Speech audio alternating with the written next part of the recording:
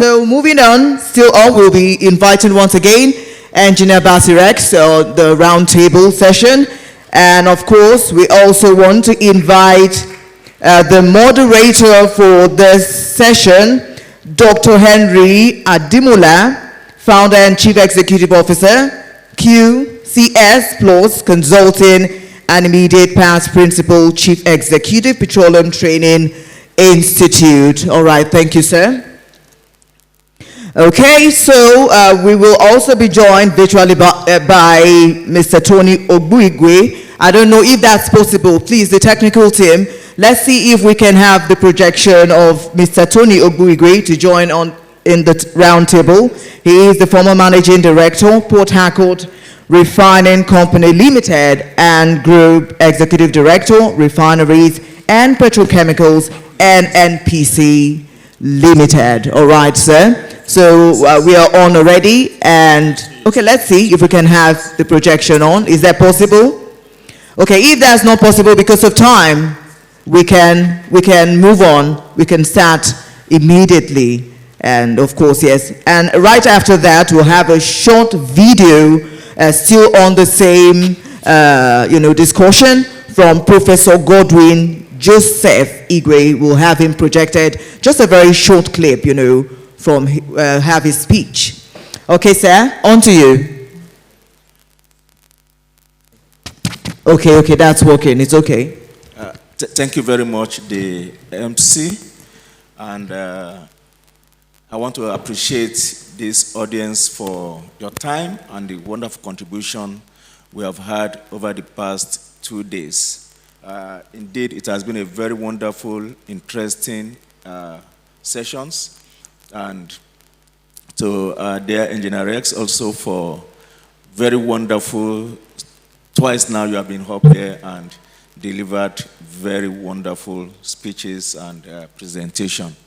Our task this afternoon is to further throw some light on what we have been discussing since yesterday. The whole essence of what we're doing is how we can end energy poverty. And the conference, we have realized that Nigeria has a lot of resources, natural gases, to help to resolve this problem. Severally, it has been stated how much of this reserve that we have in Nigeria and the rest of Africa. And the question is, why are we still so energy poor? So much that we suffer from energy poverty. Yesterday, Engineer Bite Falade showed us that the average consumption here is just about 185 kilowatt hour per year, whereas in Europe, it's about 6,500.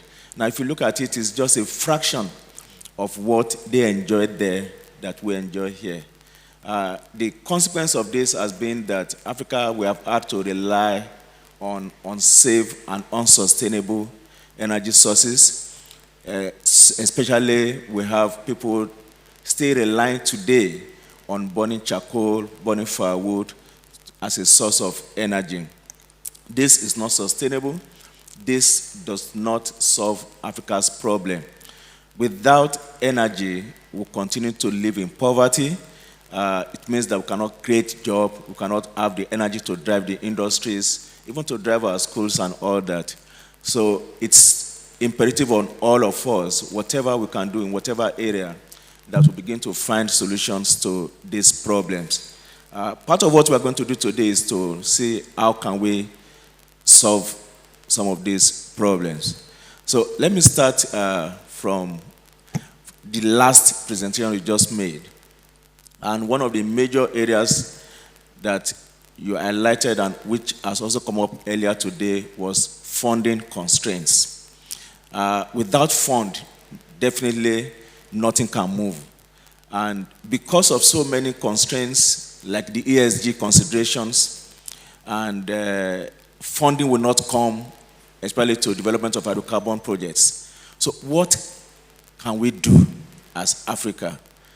Yes, you have talked about the African Energy Bank, but what other innovative funding solutions could be of use even as Africa seeks to get out of this quagmire? Yeah, thank you. But, like you mentioned, it's not about African Energy Bank. In the course of my discussion, I mentioned that we have other gas funding incentives that are available. People are taking that from NDPRA, that's Nigerian Midstream Petroleum and Regulatory Authority. They also provide funding. You have so many gas funding in country Nigeria. So what you need is to get a bankable project that can tell the return of investment with a good business plan. We should be collaborating the public and the private sector. And we should create policies that are very flexible. Policies that will de-risk the bottleneck of bureaucracy.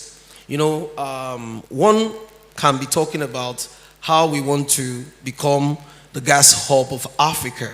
If you talk about that, we also need to think from our own conscience. When these funds are available, how do we utilize it locally? I will take, for instance, somebody can put up a CNG plant or a mini LNG plant, and you need to think of two things for you to allow that funding to come into play. The first is the feedstock. When I mean by feedstock, I'm talking about the gas itself. You need to get a proper GSPA, a gas agreement that will be comfortable for any local investor or even any funding partner to participate. The second part of this is offtake. Who am I selling this product to? Who am I supplying this product to? So once you can combine your offtake agreement and your feedstock, that makes that project bankable. So these are the areas any local investor, even in Nigeria, will look at. And I believe this model is being looked at too by any bank.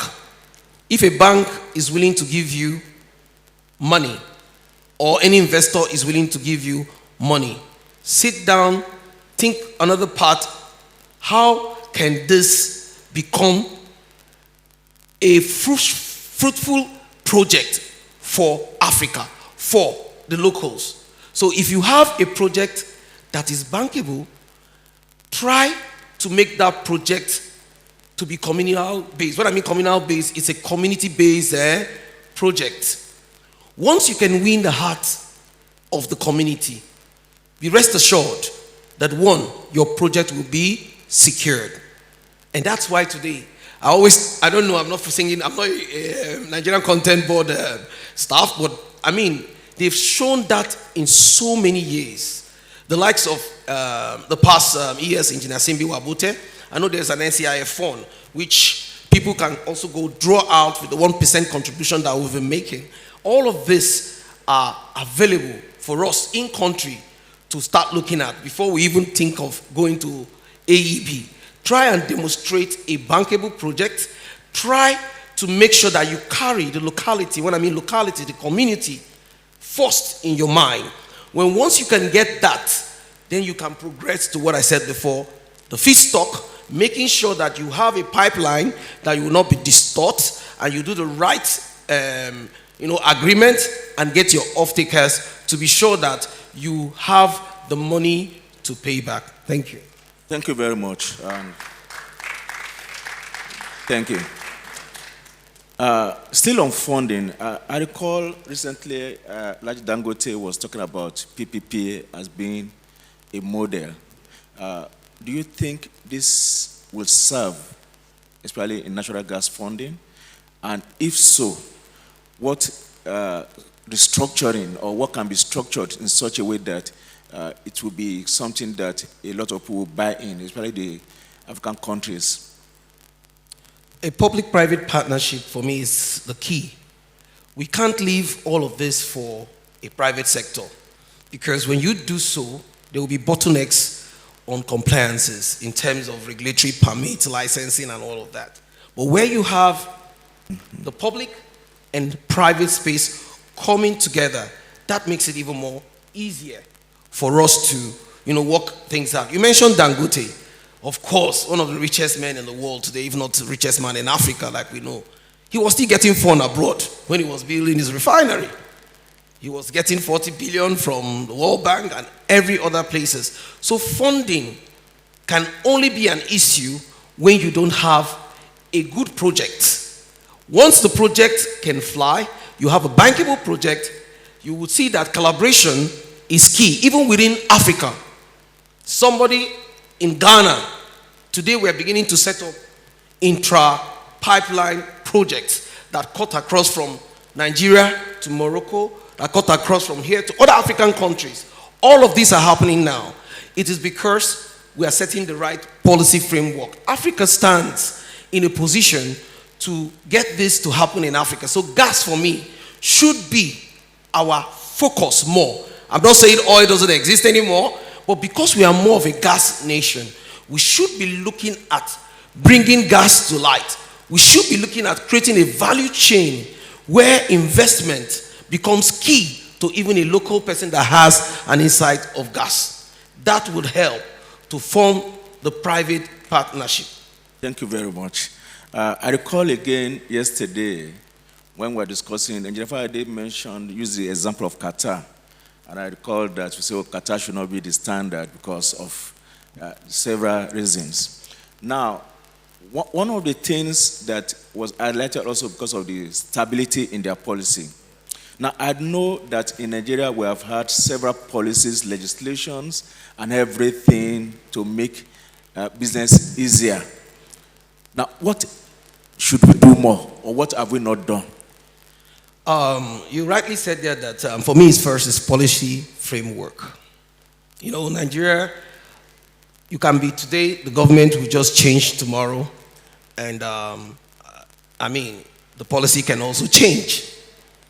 For Qatar, why Qatar should not be our base, like what you rightly said, is Qatar is a stable country that plan their policies to 2030, meaning that even if a governor or a president comes in there, the policy still stands. In Nigeria today, we are talking about the oil PIA. Of course, my mentor, Professor Ibe Kachuku, who was one of the pioneers of this, policy framework in the PIA. For gas, it is not that, it's not that ready because there are lots of ups and downs. Still, we are trying to see how we can regulate the policies. For us to go to be like Qatar, we need to move away from political interest. When I mean from political interest is you set up a policy that can take you for at least 10 to 15 years, knowing that if a president comes in, he will not disturb the policy framework. And the PIAs, of course, we need to implement them. We can't just be saying and talking about PIAs without implementation, meaning that if we set up any policy that ties into a PIA for the gas, let us allow it to run for a period of time. That would stabilize Nigeria like Qatar. That would give any entrepreneur, any investor that comfort that he or she needs to invest. Thank you. Maybe we'll come back to the audience later, but just one more question before we go to the audience. The funding that we need to develop this industry is not in Nigeria because it's clearly stated the banks don't have the resource base to fund it. So we need to rely on FDI. Yeah. Now, this is what I would call a kind of reluctant fund. How, or do you think there could be regulatory policies, incentives, whatever we can do, how can we attract this reluctant FDI into these projects? I mean, you've already answered it by saying that you need to set a proper policy. For me, I don't think we should be dependent for FDIs, that's foreign direct investment. We should move away from that, if you ask me. I know that the gas project, like Engineer Tango talked about gas to liquid, it attracts hundreds of millions of dollars of funding. With the position of African Energy Bank coming into play, that could substitute a lot. However, you mentioned about how can we get people to begin to tap into the funding. You'll be shocked to surprise that we do have the funding in Nigeria.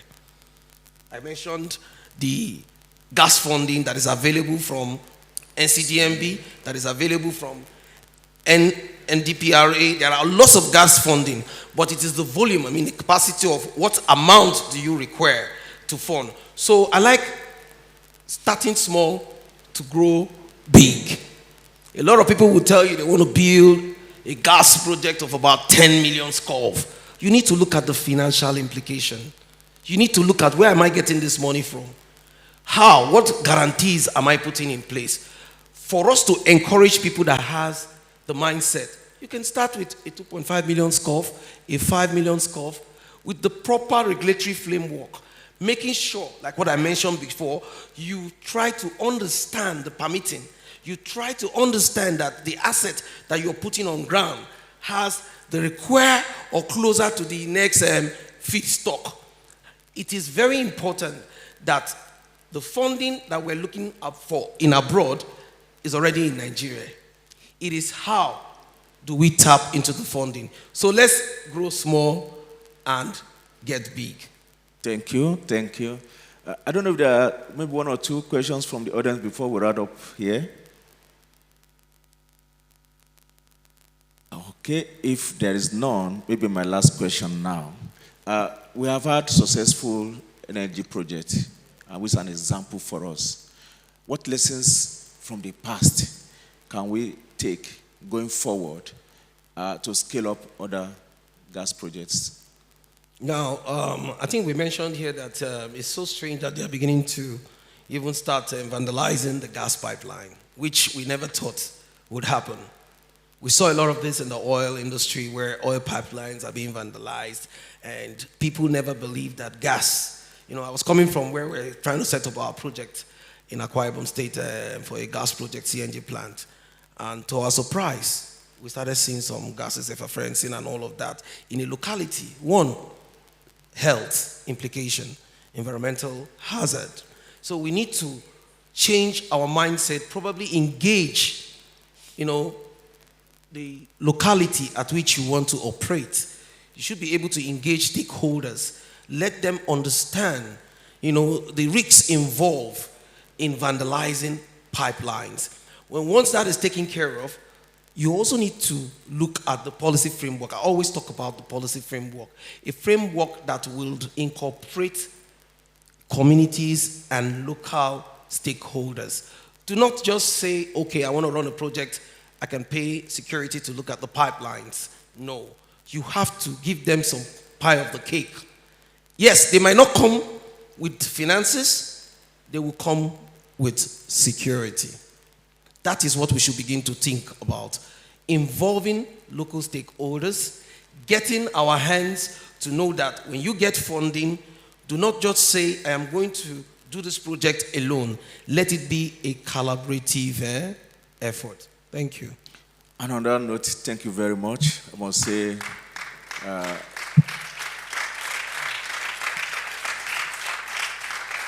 certainly you have spoke from your heart, a lot of passion, and also a lot of years of experience in the industry. And I believe from what we have gathered today and yesterday, that we are all better informed, better equipped.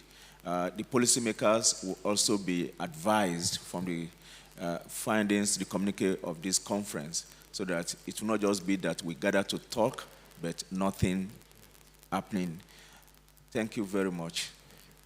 The short video clip by Professor Godwin Joseph Igwe, the President and Chief Executive Officer, Technology Transfers, and of course the Pioneer, Director and Professional Chair, NLNG Center for Gas, Refining and Petrochemical Engineering, University of Port Harcourt, Nigeria. Please, is it possible for us to have it, the video? Good afternoon, everyone. All right. My name is Godwin Igwe, and I'm very glad to be invited to share some of my ideas with you this afternoon. My idea is to challenge you to do something out of the box instead of the conventional way of writing an outline and discussing what you propose to discuss. I will remind you that petrochemicals are ubiquitous everywhere, and it is the first and last thing we encounter every day of our lives when we wake up in the morning after having slept on a polyurethane mattress and a pillow, and putting on our slippers made from polymers.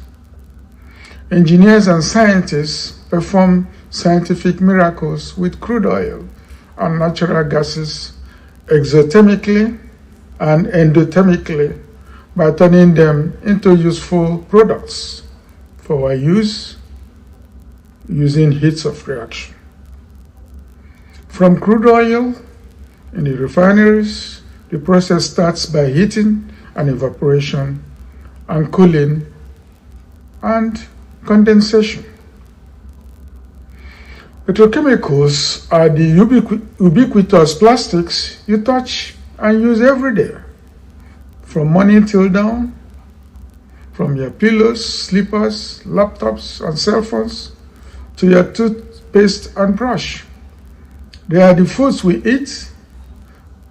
They are in the foods that we eat, in the medicines we take every day, in aspirin, in everything that makes life better for our people. They assist us to produce enough fertilizers to put food on the table. They help us create development, because energy is life, energy is development, energy is wealth. Yes, we have the raw materials here in our country, and we have to use them. A new mindset is solicited from our brilliant professors and students who are full of knowledge, passion, and wisdom. They have vision to solve problems at home. This can be achieved by migrating from the publish or perish mindset to tackling our country's unique challenges of feeding the country and the people, generating employment. Professors and students must have an invention laboratory where they can create solutions to real community problems, where we build what our people need, and there is no better place to start than to take a look at the myriad of products, from the petrochemical products and natural gases shown all over these slides, and the tables at the end of these slides as well. So, this is my challenge to you for the next conference. And we should support the conveners of this conference by setting up tables from products made from petrochemicals and natural gases everywhere. So, have a wonderful, productive conference. I wish you well. Please, a round of applause for Professor Godwin Joseph Igwe. Yes, he was unavoidably absent, but thank goodness for technology, we're able to have his own part of the roundtable discussion via video. Thank you very much.